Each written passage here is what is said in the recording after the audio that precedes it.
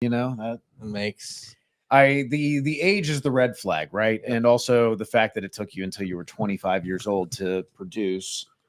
The reason that that's a red flag is because if everybody's 18 and 19 and 20 years old, and you have the understanding of a guy who's been studying football for 8 years, basically in the collegiate level, and you have been developing your body physically, and apparently, as it reports, he lives in the weight room and has been building up his body, which is great.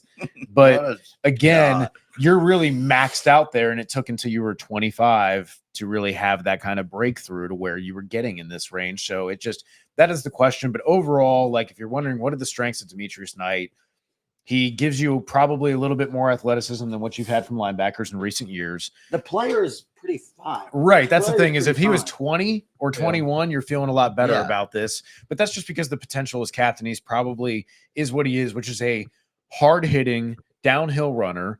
He can cover the flats and cover the underneath zones. He's probably not carrying the deep stuff. Yeah. He's probably not covering you very tightly on necessarily crossers or just deep stuff up the middle vertically, but he does have kind of straight line speed, and that is at least encouraging and an upgrade at linebacker for the Bengals to have a guy who is a very, very reliable run defender, heavy hitter, but also can have the athleticism to kind of do the underneath coverage things and close out on a lot of things. Also good instincts, understandably, when you've been 25.